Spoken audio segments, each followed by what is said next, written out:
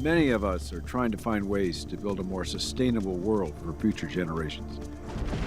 We're concerned that our planet's well-being isn't as secure as it once seemed. But on every continent, there are new environmentalists who are committed to change. Whether it's an individual, a small group, or a grassroots organization, they've made personal sacrifices that most of us couldn't even imagine. I'd been through hell with all these mining companies. The dust and the noise all day, all night. It never stops. I just didn't want other people to go through hell. The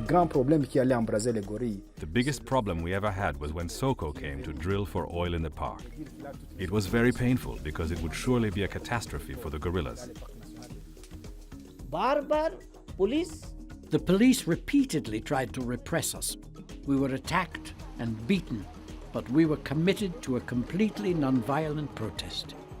The new environmentalists, ordinary people affecting extraordinary change.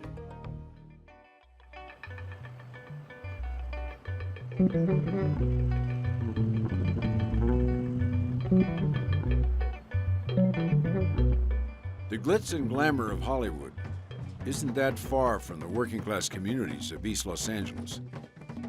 These neighborhoods are home to generations of Latino families. Despite what a lot of people's perceptions are of East LA, this is definitely a hard-working, family-driven community. Mark Lopez learned about the importance of community involvement at the feet of his activist grandparents. My family's been here since the 50s.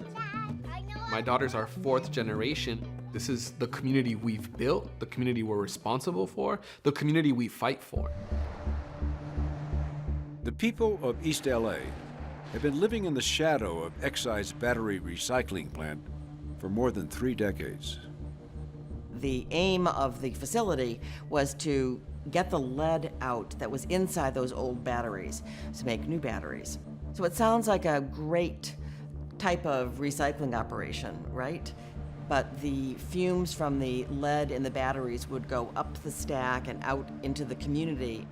And in that process, release lead dust into the air to the tune of 7 million pounds over 30 years. This widespread blanket of pollution resulted in extremely elevated lead levels in the children living here, contributing to health issues as deadly as cancer.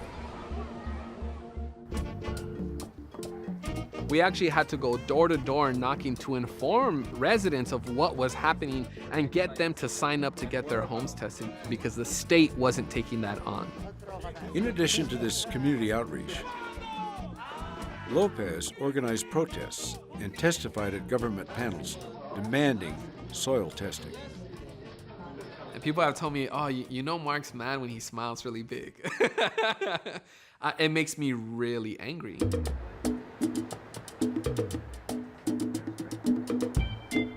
Lopez further mobilized people with events like his toxic bike tours.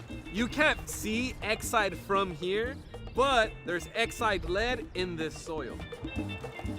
Soil testing revealed the contamination was worse than anyone expected. This brought greater attention to the environmental health disaster.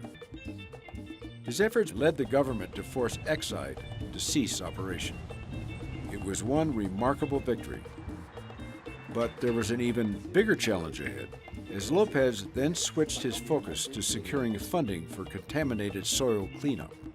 We worked with Mark and with the community group that he represents, the East Side Yards, and we took a busload of about 50 community residents to Sacramento. Less than a month after that trip, that's when the governor announced that he was going to put forward $176 million. But we know that the cost of cleanup is above $350 million. This is our Flint, Michigan. There's never been a cleanup of this magnitude. In the area the state is currently looking at, we're talking about 10,000 residential properties.